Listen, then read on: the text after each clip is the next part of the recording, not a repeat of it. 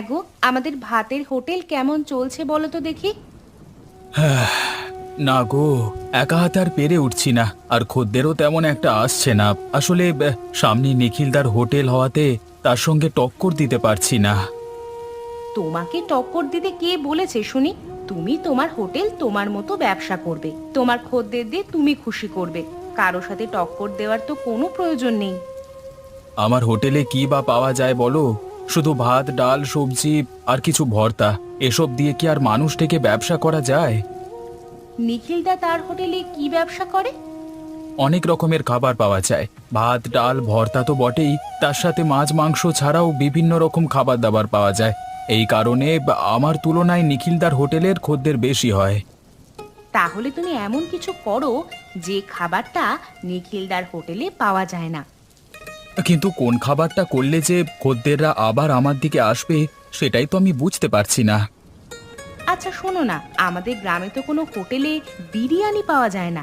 আমরা যদি বিরিয়ানি বিক্রি করি কেমন হবে? হ্যাঁ গিন্নি, কথাটা তুমি মন্দ বলনি। আমাদের গ্রামে এখনো পর্যন্ত কেউ বিরিয়ানির দোকান করেনি। অতএব আমরা যদি বিরিয়ানি করি, তাহলে সেটা একটা নতুনত্ব খাবার হবে। আমার বিশ্বাস মানুষেরা অনেক পছন্দ করবে।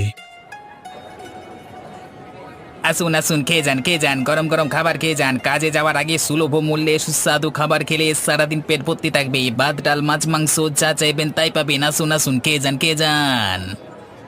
সুমন, এদিকে একটু শুনে যা তো। হ্যাঁ বাবু, বলুন কি বলবেন। তা সুমন, আজকে খাবারের সাথে কালকের বেঁচে থাকা খাবারগুলো মিশিয়ে দিয়েছিস তো?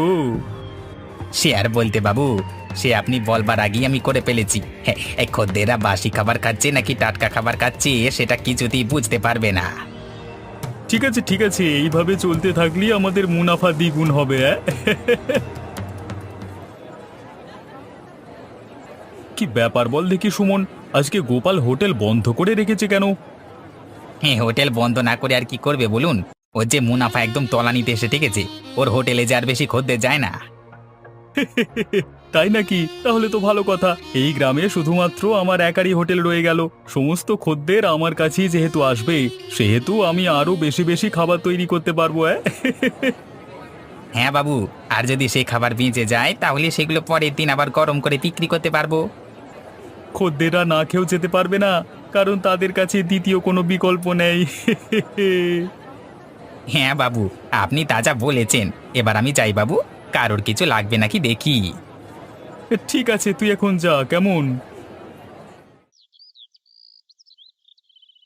হ্যাঁ জমিদার বাবু, কালকে রাতের বৃষ্টিতে আমার কিছু সুস্বাদু খাবার খেতে ইচ্ছে করছিল। তাই নাকি? তা কি খাবার খেতে ইচ্ছে করছিল? প্রতিদিন এই ঘরের খাবার খেতে খেতে খুবই বিরক্ত লাগছিল। সেই জন্য একটু বাইরের হোটেলের খাবার খেতে ইচ্ছে করছিল। তাহলে তো হোটেলে গিয়ে খেয়ে আসতে পারতিস। হ্যাঁ হ্যাঁ, না মানে বাবু, আপনাকে ছাড়া হোটেলে যাওয়ার কোনো মানে হয় না। হ্যাঁ, তা তো বটেই। আর তার সাথে খাবারের টাকাটাও যে আমাকেই দিতে হয়। আমার সঙ্গে তো যেতে ভালো লাগবেই। মানে বাবু, ওই আর কি। ঠিক আছে, তোর যখন এতই ইচ্ছে তখন চল না। আজ না হলে কালকে আমরা নিখিলের হোটেলে গিয়ে খেয়ে আসি।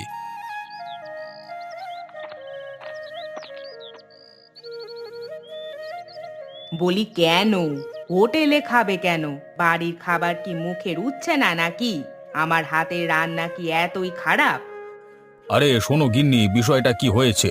এই নগেনের নাকি বাড়ির খাবার খেতে খেতে খুবই অস্বস্তি লাগছিল। সেই জন্যই আর তুমি আমাকে শুধু শুধু ভুল বুঝছো। ও আচ্ছা, তাই বলো। তা নগেন, তোমরা শুধু একাই যাবে নাকি আমাকেও নিয়ে যাবে? আগে গিন্নিমা, হ্যাঁ আমি বাবুকে বলেছিলাম আপনাকে নিয়ে যেতে, কিন্তু বাবু বলল হ্যাঁ, আপনাকে নিয়ে গেলে আপনি এটা সেটা বায়না করবেন। আরে এ তো মুখের সামনে ঢপ মারছে, কি বদমাইশ রে বাবা, আমাকে শুধু শুধু ফাঁসাচ্ছে।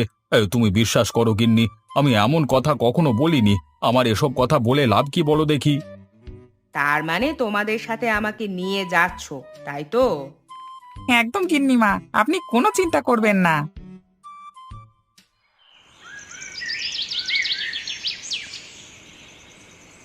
আমিও তোমার সাথে তোমার হোটেলে বিরিয়ানির দোকানে স্বাদ দেব। সেটা হলে তো খুবই ভালো হয় গিন্নি। দুজনে মিলে সারাদিন হোটেলে ব্যবসা করব আর রাত্রিবেলায় ঘরে ফিরে আসব। রান্নাটা তুমি করবে আর আমি খদ্দের সামলাবো। বিরিয়ানি বানানোর জন্য আজকে যে যে মশলাপাতি এবং চাল আনতে বললাম সেগুলো ঠিকঠাকভাবে এনেছো তো? হ্যাঁ গিন্নি, একদম তুমি যেগুলো লিখে দিয়েছিলে সেগুলোই এনেছি। তা দোকানদার কি সব টাকা মিটিয়ে দিয়েছো নাকি কিছু ধার আছে? টাকা কিছু দিয়েছি আর বলেছি বাকি টাকা পয়সা পরে দেওয়া হবে। দোকানদার আমাকে চেনে।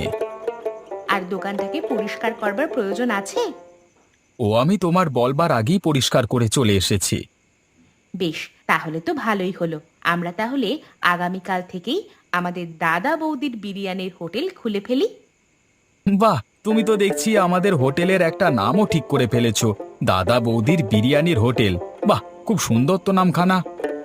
শুধু বিরিয়ানি সুন্দর হলে হবে না, বিরিয়ানির দোকানের নামটাও বেশ মানানসই হতে হবে। তোমার মাথায় এত বুদ্ধি গিন্নি, আমি ভাবছি তোমাকে এতদিন আমার সহকারী করিনি কেন। গিন্নির কথা শুনে চললে তো উন্নতি করতে, তাই জন্যই এতদিন আমার কথা শোনোনি। না গিন্নি, এটা আমার খুব বড় ভুল হয়ে গেছে। এবার সমস্ত ভুল আমি শুধরে নেব। আসুন।